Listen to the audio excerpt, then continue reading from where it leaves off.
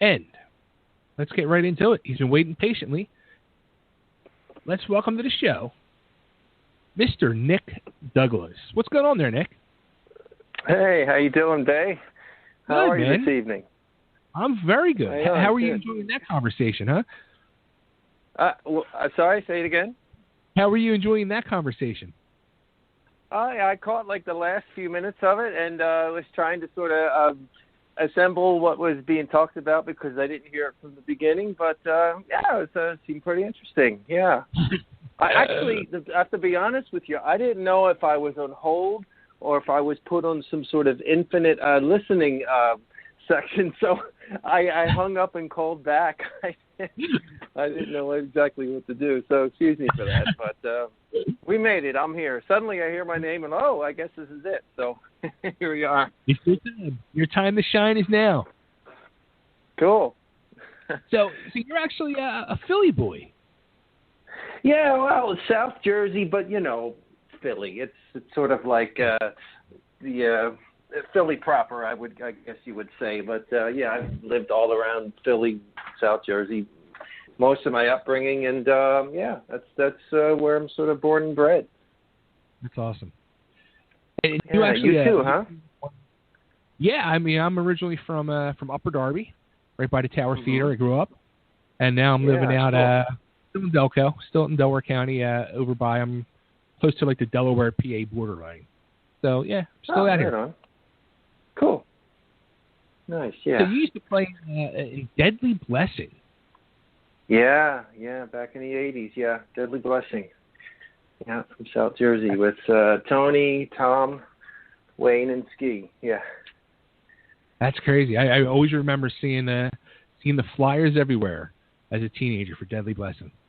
Oh, we were good with the flyers. Yeah, we I was the one. I helped design it, and then Wayne helped print it because he worked at a print shop, and we all had a hand in it. And yeah, that was the way to do it back then. Pass out those flyers anywhere and everywhere.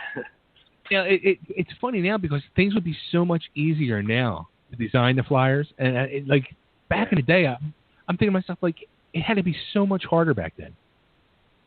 It seems like it. At the time, it didn't seem hard because it was all we had, and it was kind of fun. You had to get like, a vinyl lettering if you wanted to, and or had good handwriting or whatever it was. You'd be more creative because it wasn't done. It was done physically. It wasn't done in a computer.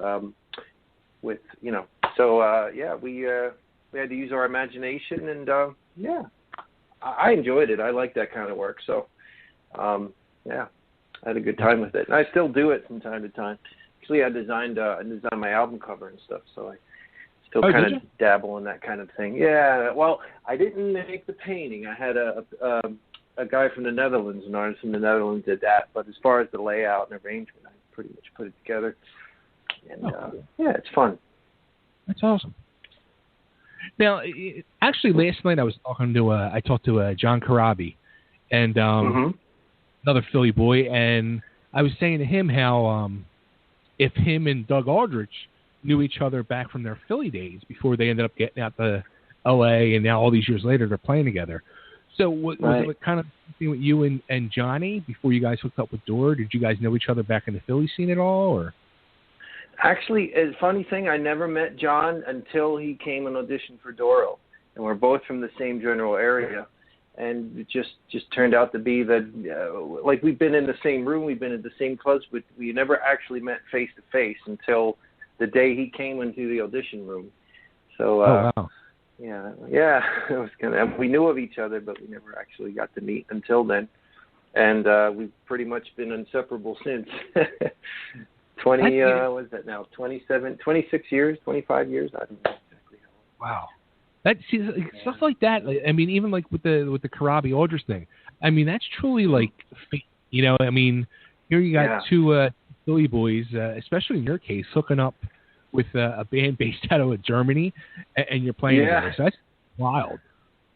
Yeah, I have a little funny, quick story that sort of goes along that line. We played a festival in Sweden called Skogsröjet. I don't know if you can pronounce it. Skogsröjet Festival. And at this festival, there must have been about 12 or 15 Philly players there. It was the Dead Daisies with Karabi and Doug Aldrich. The Hooters played, and we played, Johnny and I with Doro. So we just had this big Philly photo at one time. And, that's awesome. It was kind of neat. Yeah. It's amazing how all these Philly guys from the scene who have made it through and still going at it, and they got that musical career going all these years later. Yeah, it's it's fortunate that we still can, and it's not so easy to keep going, but you work at it and opportunities arise, and here we are still at it. So it's a great thing. I hope it can just keep on going as long as it can. Right on. Yeah. Now, what was your back in the day? What was your favorite club in Philly? I liked the Empire a lot. I thought it had a great sound in there. Every time you go see a band, it always just sounded really good. Everywhere had its quality, but I just remember really, looking forward to going to shows there. That was in Northeast Philadelphia. And, yep. Yeah, I see. Yeah, you remember that, right? Remember that one? I was there for the all ages Sunday shows. Those classic shows. Right. Oh, yeah. I was probably a little too young for any other night, so I think I was there most of the time. Yeah, most Sundays. That's right. Awesome. There'd be such long lines outside of that club. Yeah. I remember waiting long lines. Yeah. I wish it was still like that today. Yeah. Times change. Now, being the fact that you're over in Europe mostly playing, and I ask this question a lot to people, and I'm searching for the eternal answer, and maybe you can help shed some light. What do you think is the true reason why the hard rock and metal is so much more accepted and supported in Europe than here in the States? Yeah, from my view, what I've seen and I've observed, I get this impression. First let me preface by saying it's really hard to generalize any one area because you've got a little bit of everything everywhere. But being from America, being from Philly, and going over there and noticing any contrast, what I can derive from that is that I sense this loyalty that seems to happen. Which is very prevalent there. Like, say, Doro's from Germany. So all through the 90s, when metal wasn't as big as it was in the 80s, we still went out and toured and played. And there was just this consistency of loyalty with her fans that I see in a lot of the other bands out there, a lot of the other acts. If you go to one of these big festivals, like the Wacken Festival, every year they have it in usually the first weekend in August, you just see it's, I don't know, 75, 85,000 people. And it's very consistent. It's a very consistent crowd. It doesn't matter who it is. There's fans for everyone. And if they like you, they'll stick with you. I get that. I sense that and I see that firsthand. And I don't know why it is like that, but they just seem to hang on to you, and you're good to them and they're good to you, and that's just been a real blessing for us to have the consistency, and for Doro to have the 30+ years career she's had, and we all benefit from that. And she's just a kind-hearted soul, and people love her, and she loves her fans, and it's great. It's a great exchange. It's great to go anywhere where we go and just feel very welcomed because she's so loved, and it's great to see. It's a great thing to witness. Yeah. That's awesome. And that word that you said, loyalty, that's the one. Yeah. I mean, that's it. Like, there's not as much loyalty here in the States with music as there used to be. Like in the 80s, you had that, but yeah, it was like after the whole grunge thing happened, it the loyalty to the fanship died. Yeah, I mean, yeah, I can observe that. I can also see that a little bit in Europe too, as well. But like I said, it's very hard to make a common statement about any particular place because it's varied everywhere you go. But that's definitely a noticeable thing about Europe. And I think I think there's a lot. There's so much to offer musically here in the States as well as Europe, but and things come at us so quickly that we're constantly, our eyes and our ears are being caught by so many different things. So it's just such a huge variety here that that you can't help but to just get in and just have your eye caught by this and that, and just sort of follow this. It's like going on YouTube and you watch one video of some band you like, and then you see in the column, let me check that video out, and it just sort of keeps going and branching off into other things. It's just I don't know. I guess it's something like that. Right. Yeah. Now, did I see you also do voice acting too? Yeah, I started a couple of years ago. I narrated an audiobook. I did some station IDs before that, but I was asked to. I have a friend of mine who was a professor up here at East Stroudsburg University, who written some novels in the 70s and 80s, and asked if I would consider voicing them. And I said, yeah, sure, no problem. And it was a bit more work than I imagined, and I had to. And I took acting lessons in the 90s, and I just kind of pulled from that and just sort of put it all together and just did this one series of short stories for him, this novel. And yeah, I just had fun with it, and I let him hear it. I did all the editing myself and everything. I sent him some samples, and he liked it. So I just went on and finished it, and yeah, now it's up for sale everywhere. Yeah, the audible.com. And it's called The Bleeding Man and Other Science Fiction Stories. So it's 6 short stories of the science fiction nature, and also blended with Native American themes too. So it's a real interesting blend, and it was really fun to do. I'm actually working on another book right now. Should be done within the next few months or so. But yeah, it's fun. Like it would be, sounds like it would be cool, like if you're reading something that would interest you, but whatever happens, you get stuck reading a book like you just have no interest in. I'd be miserable. Oh, wow, yeah. Well, I mean, I guess what I'd have to do is just sort of try it first and see if I could find my place in it, and if I really feel like I couldn't, I would just have to say to the author or whoever, said, look, there's someone who can do this better than me. I'm just not catching the vibe. And just sort of, renegotiate it, But I think I would always want to give it a shot before committing anyway. I always want to give it a test run, and just to make sure. And then, and then if say the first chapter goes well and it seems to pick up momentum and I'm kind of getting the picture of it, then I roll with it. But it's just my second book now. So thankfully I haven't had to run into that kind of a predicament yet. But, yeah, it's done over. I'd like to do it more often. It's really fun to do, and you get to use different voices and different characters. It's a fun thing. Enjoy it. Cool. So all right. So the new you have a new solo album called Regenerations. Yeah. It's actually your second solo album, and it's been what, like 15, 16 years since your first one? Yeah, I've been busy. Yeah. Yeah. It's been. I've been busy with Doro and stuff, and really active with her and other things, and playing for other artists and stuff. But I've just been writing in the meantime, in the interim between tours and stuff, and it just took a long time for me to get it to a point where I'm like, this is good enough to release. I like it, and that was it. This was the year. I just did it.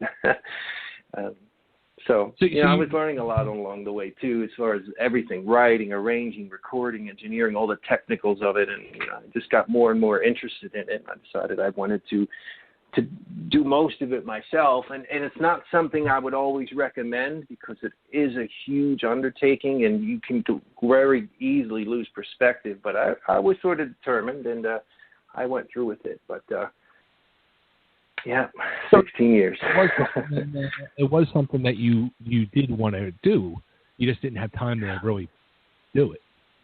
Yeah. Oh, yeah. I've always wanted to do it. I thought it would be done in 2004 or 2005, but it just, one thing led to another. And then I was, maybe I was out on the road, I was traveling, then I would come home and then, you know what? Oh, I have a better song idea. I have a better, and I felt like I was constantly discovering new things and wanting to try them and attempting to improve upon things. And, and it just kept building and building into something until finally it was at a point where I thought, now it feels right.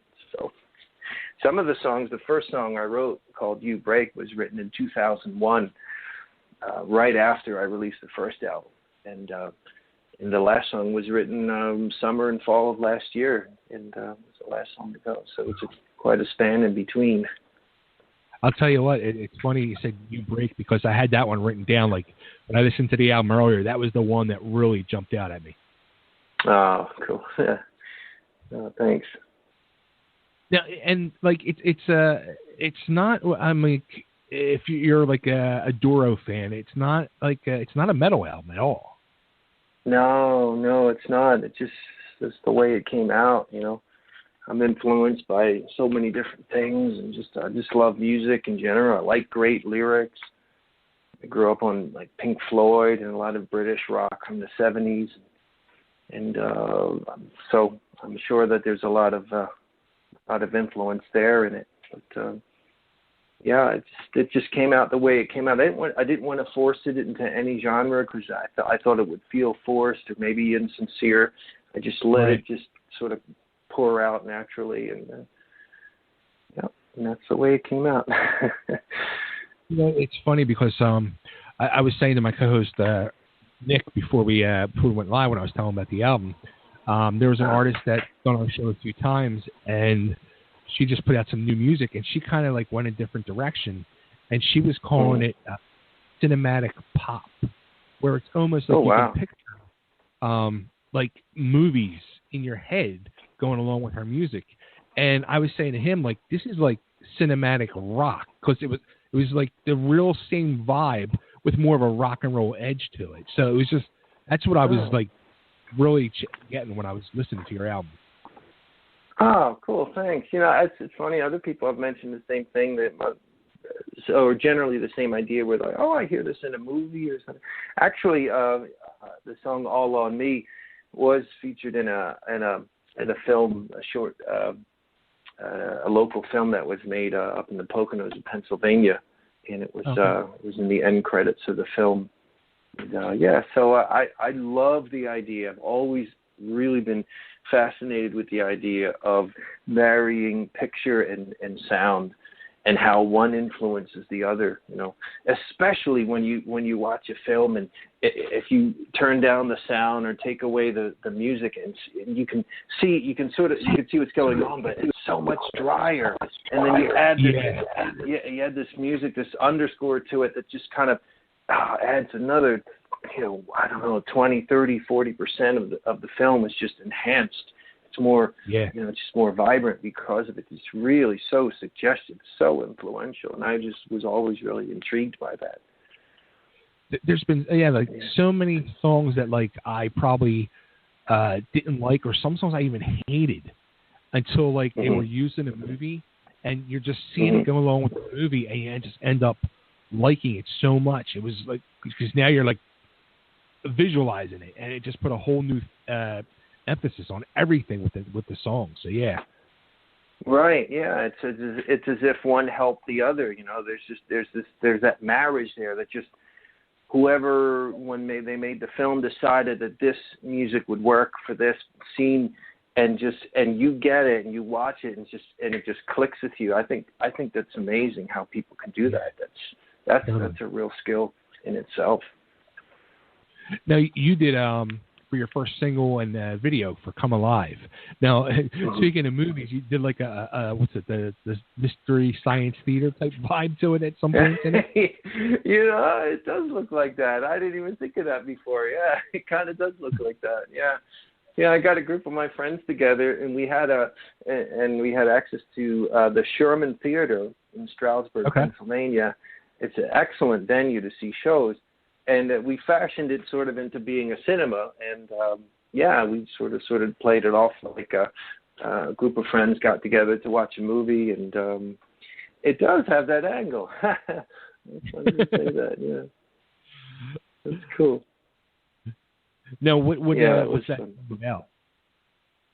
I'm sorry, say it again. What's that song about? Come Alive. It was first. The first bits of ideas came when I saw a lecture last summer. A woman who was on a Greek island, volunteering to let refugees come in from Turkey, or I'm actually not sure where, but she was there firsthand helping boatloads of people come into the country and trying to help them and get them medical care and feeding them, and she's just telling the story of what she's seen and what she's experienced for the weeks that she's been a volunteer.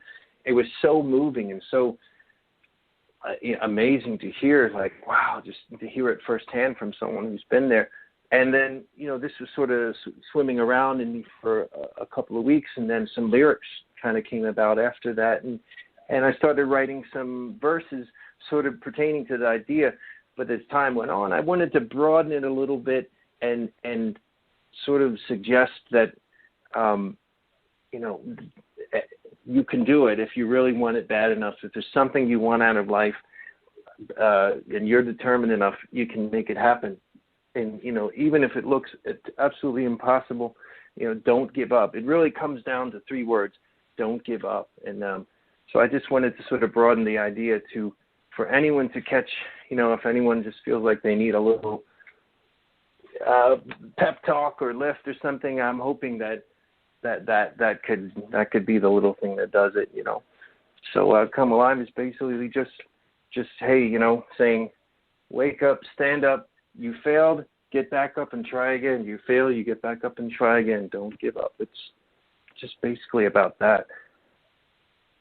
That's awesome. Yeah. And the tune itself is just awesome. Like when I heard it, I was the first thing I heard. I was like, oh, this was not what I was expecting at all. I was like, oh, this is freaking awesome. Oh, thanks, man. Thank you. Yeah, that was. It's funny because I had another song in place of the first song, the title track for the album. It was ready to go, and then I ended up giving away the song to someone else, and I had to write something else. And I was talking with the label about it. It's like, wow, they wanted to have it delivered at the end of the year. So it was the first time in my life where I had a time limit on, I had the last 15 years to sort of, take my time with these songs, but this one had to be done very quickly. And I just said, I said yes, and I asked questions later. I just went for it, and it just worked out. I remember sitting in a hotel. We were in Italy at the time with Doro, and the lyrics, like I said, I saw that lecture, and it first came the lyrics, and then some musical ideas, some chords, and then I sat there with my laptop and started assembling an arrangement for it, and a couple of months later.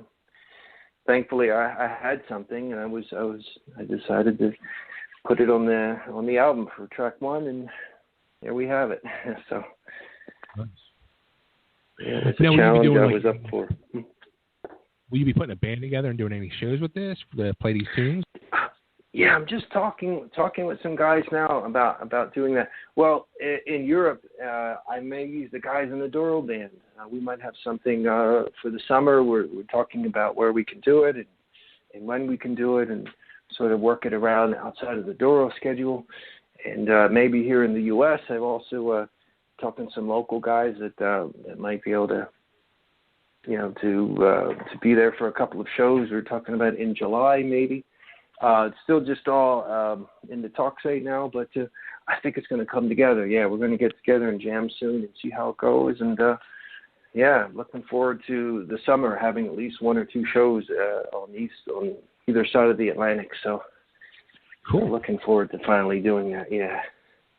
Well, let me know if you're looking to do a show in Philly, because I'm doing shows here. So. Yeah, sure. Yeah, that was one of the cities we were targeting to maybe to do a show. So. Cool. Yeah, it would be awesome. Very, very cool. Yeah. So I guess you're calling the Stroudsburg area is home now for you? Actually, Lehigh Valley, yeah, Bethlehem, just south of the Poconos, Stroudsburg. But I spend a lot of time up there and stuff. I work at a studio up there sometimes, and but now I also have a home studio here at home, and I do a lot of work out of this. But yeah, I'm between both areas quite often. I live here in the Lehigh Valley, but I'm in Stroudsburg a couple of times a week at least. Now, how, like with the whole, being with Doro now, do you have to like get a place over there as well, or?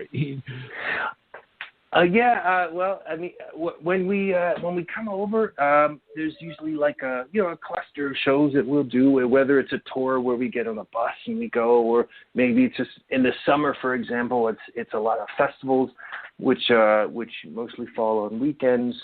So we'll come over, maybe just stay in a hotel for a few weeks, and then on the weekends, leave and go and do some festival shows or some headlining shows, and then come back and just have some days off in the Dusseldorf area, which is where Doro's from. And it's beautiful there. It's like a second home to us. We've been doing it so long, and we have friends there, and yeah. So we used to rent apartments and stuff, and that was cool. But last few years we've been doing a hotel in Dusseldorf, and that's been working out great. Yeah. Cool. Very, very cool. Cool. Very awesome. Well, Nick, I want to thank you for calling in, and like I said, I'm loving the album. I'm going to play the tune. Thanks, Ray. Thank you so much. Thank you for having me. Thank you for the time. Thanks for having me on. It's a real pleasure. Absolutely. It was good to talk to you. Yeah, you too, man.